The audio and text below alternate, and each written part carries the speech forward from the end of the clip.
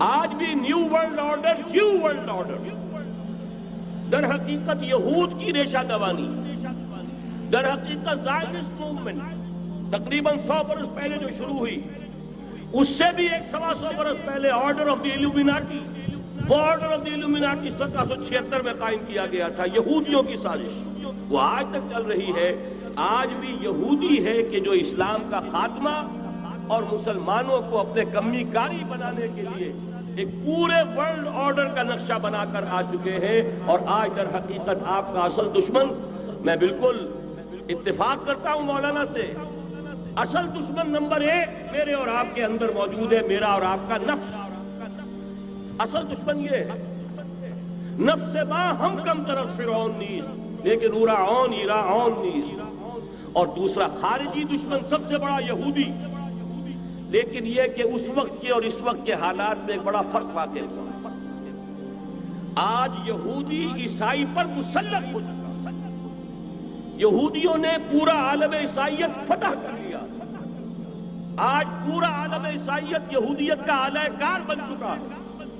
چنانچہ پہلے تو ایک ہی بات تھی، یہ تو تقریباً 300-400 سال قبل ہو چکا، کہ west white Anglo Saxon Protestants یہ تو اعلی کار بن گئے تھے آج سے صدیوں پہلے، انہی کے ذریعے سے یورپ کے اندر انہوں نے سود کی اجازت حاصل کی، انہی کے ذریعے سے یہ ساری فحاشی اور یہ ساری عریانی کا جو بازار گرم کیا، یہ در حقیقت آزاد خیالی، لبرلزم، حریت فکر، حریت عمل، میں آزاد ہوں، میں ننگا جانا چاہتا ہوں بازار میں، آپ کون ہوتے روکنے والے؟ آپ اپنی آنکھیں بند کر لیں، ہم آزاد ہیں، ہم 2 مرد ہیں، شادی کرنا چاہتے ہیں، شوہر اور بیوی کی حیثیت سے رہنا چاہتے ہیں، آپ کون اعتراض کرنے والے؟ یہ سارا یہود کی سازش، اور آپ کو معلوم ہونا چاہیے جب تک پوپ کا کنٹرول تھا یورپ پر، یعنی ابھی کیتھولک جو عیسائیت ہے وہ غالب تھی، اس وقت تک پورے یورپ میں سود حرام تھا، کہیں انٹرسٹ کا کاروبار نہیں ہو سکتا تھا۔ یہ پروٹیسٹنٹس کے ذریعے سے اس کی اجازت حاصل کی، نتیجہ یہ نکلا، علامہ اقبال شاعر مشرق اس صدی کے آغاز میں گیا تھا یورپ، اور وہاں جا کر اس نے دیکھ لیا تھا فرنگ کی رگے جاں پنجے یہود میں، معاشی اعتبار سے یہودیوں نے پورے یورپ کے اوپر اپنا تسلط قائم کر لیا تھا۔ اور یہ یہودی کون تھے؟ روتھشائلڈز، گولڈسمتھس۔ بہرحال مجھے جو دوسری بات کہنی تھی وہ یہ کہ یریدون لیطفئوا نور اللہ بافواہہم، اس وقت بھی یہودی تھا، آج بھی یہودی، لیکن فرق یہ واقع ہوا ہے کہ اس وقت یہودی کے کنٹرول میں عیسائی نہیں تھے، بلکہ 1200 برس تک یہودیوں کے اوپر ظلم و ستم بلکہ ہوتا رہا عیسائیوں کے ہاتھوں، پورے یورپ میں پرسیکیوٹڈ تھے۔ انہیں اگر کہیں سہارا ملا مسلمانوں کے ذریعے سے اسپین میں ملا ہے۔ بن گوریان نے خود لکھا اپنی کتاب میں کہ ڈیورنگ دی ڈائسپورا، یہ ہمارا جو انتشار کا دور ہے 70 عیسوی سے جو شروع ہوا تھا، اس ڈائسپورا کے دوران our golden period is the period of Muslim Spain، ہمارا سنہری دور وہی ہے جو مسلمان ہسپانیہ کا دور ہے۔ انہیں آرام ملا، انہیں پروٹیکشن ملی، انہیں عیش ملے، اور وہیں سے انہوں نے عیسائیت کے اندر لقب لگا کر اور وہاں سے اپنے راستے پیدا کیے۔ اور دوسرا کام یہ کیا، عیسائیوں کی عداوت کا رخ اپنی بجائے مسلمانوں کی طرف کرنا۔ یہ ہے ہوشیاری، یہ ہے چالاکی۔ دشمنی تو ہے، اور دشمنی کے جذبات کو ادھر کے بجائے ادھر کر دو۔ انگریز کیا کر کے گیا تھا ہمارے ساتھ؟ یہ کشمیر کا مسئلہ کیوں پیدا ہوا؟ انگریز نے 200 برس یا کہیں 100 برس ہندوستان پر حکومت کی تھی، اور سابق حکمران کے خلاف نفرت ہوتی ہے۔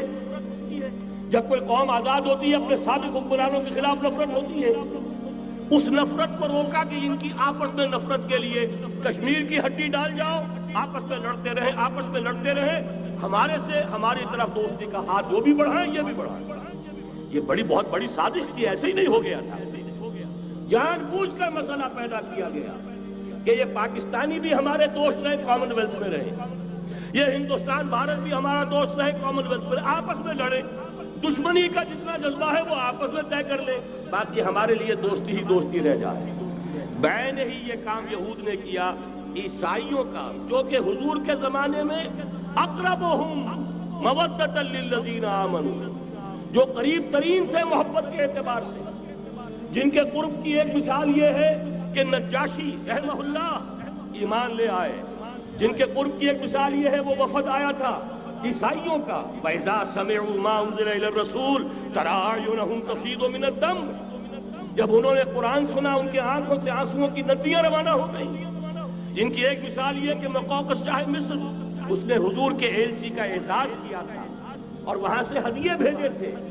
جن کے قریب ہونے کی ایک نشانی یہ ہے کہ ہرقل چاہتا تھا کہ مسلمان ہو جائے، لیکن بس یہ کہ وہ حکومت اور سلطنت پاؤں کی بیڑی بن کر پڑی رہ گئی۔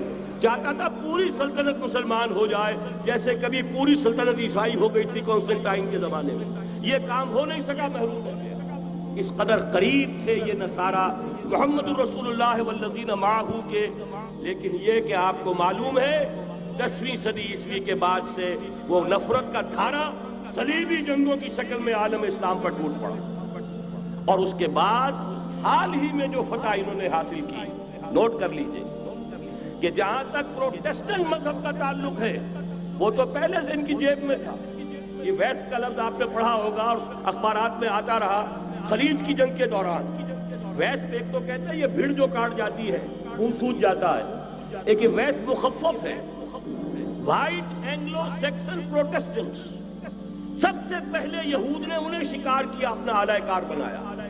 یہی وجہ ہے، آپ کو معلوم ہے 1917 میں انگریزوں کے ذریعے سے انہیں یہ اجازت ملی کہ فلسطین میں زمینیں بھی خرید سکتے ہیں، جائیدادیں بھی خرید سکتے ہیں۔ بالفور ڈیکلریشن، انگلستان کا وزیر خارجہ تھا جس نے کہ یہ اجازت دلوائی ہے، ورنہ یہ کہ خلافت عثمانیہ جب تک قائم رہی ہے، خلیفہ عثمانی ترک خلیفہ نے اجازت نہیں دی، اس لیے کہ حضرت عمر رضی اللہ تعالیٰ عنہ نے، یہ بھی اب تاریخ کی ایک حقیقت بیان کر رہا ہوں جو شاید بہت سے حضرات کے علم میں نہ ہو، کہ جب یروشلم کے عیسائیوں نے سرنڈر کیا ہے یروشلم، حضرت عمر آئے ہیں، تشریف لائے ہیں مدینہ منورہ سے چارج لینے کے لیے، اس وقت جو ٹریٹی لکھی گئی ہے، جو معاہدہ ہوا ہے، اس میں وہاں کے یہودیوں، یہاں کے عیسائیوں نے طے کرایا تھا کہ یہاں آپ یہودیوں کو آباد ہونے کی اجازت نہیں دیں گے۔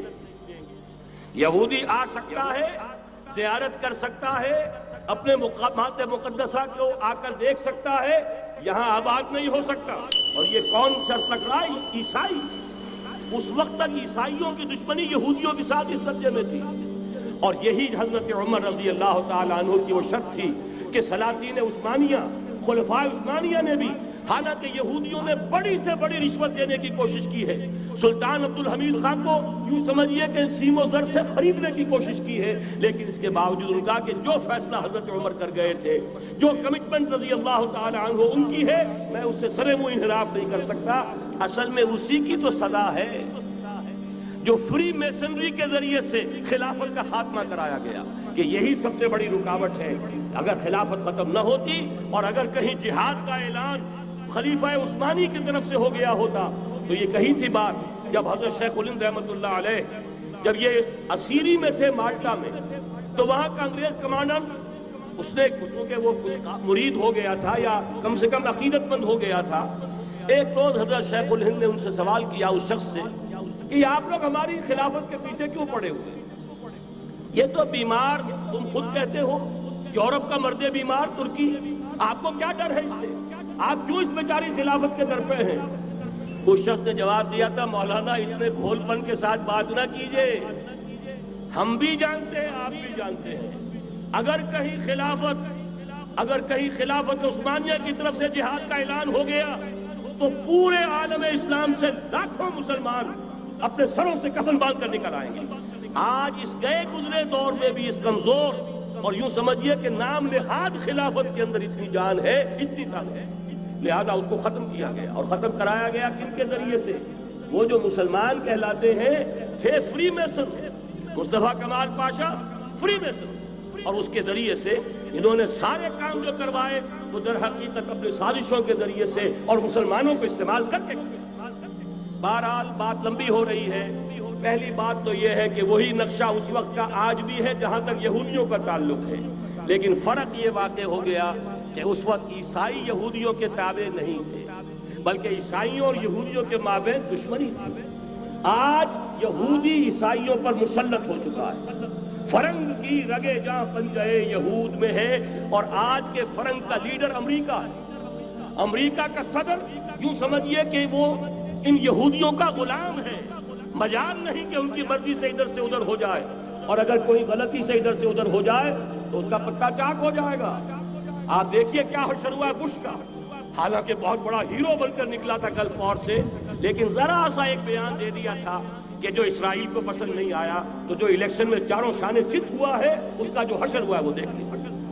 تو پہلی بات تو یہ سمجھ لیجئے کہ آج بھی یہودی یہ نیو ورلڈ آرڈر ہے، نیو ورلڈ آرڈر، اور اس میں عیسائی دنیا اس کی آلہ کار